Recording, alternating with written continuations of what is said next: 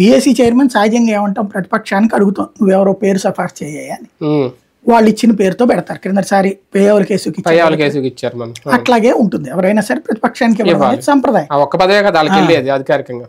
దాన్ని చేయడం ఏంటంటే ఇది రాజ్యాంగంలో ఉన్నటువంటి ఒక అద్భుతమైనటువంటి, దాన్ని ఏమంటామంటే చెక్స్ అండ్ బ్యాలెన్సెస్ సిస్టమ్. అధికార పక్షం చేసే లోపాలను కనిపెట్టడానికి పిఎస్సి చైర్మన్ కి అధికారం ఉంటుంది. నాకు ఈ డీటెయిల్స్ ఇయ్యని చెప్పి అధికారులను అడిగితే ఇచ్చి తీరాలి.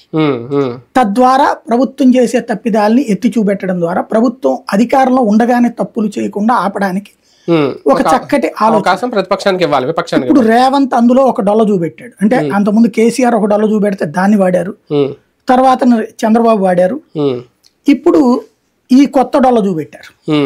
ఏంటయ్యా అంటే పిఎస్సి చైర్మన్లు కూడా మన పార్టీలోకి వచ్చింది. ఇప్పుడు రేపు ఇక్కడ కూడా అదే చేస్తారేమో, చేయొచ్చు. అదే కదా ఇంకా ఈ సంప్రదాయంలో అసహ్యకరమైన సంప్రదాయం. అయితే దీంట్లో అనేటటువంటి హక్కు కౌశిక్ రెడ్డికి ఎందుకు ఉంటది?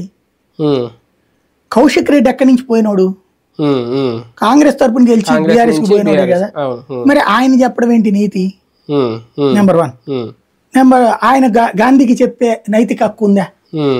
ఒక బీఫామ్ మీద గెలిచి ఇంకో బీఫామ్ ఇంకో పార్టీలో ఎన్నికల నుంచి కౌశిక్ రెడ్డి బాగా హైలైట్ అవుతున్నారు, కావాలని ప్రతి వివాదంలో. ఇప్పుడు ఇందులో కూడా అక్కడ ఏంటి, పిఎస్ చైర్మన్ అతను ఆశించి ఉంటాడు మేబీ, లేదా రేవంత్ తరపున ఏమైనా కోవర్ట్ గా చేశాడా?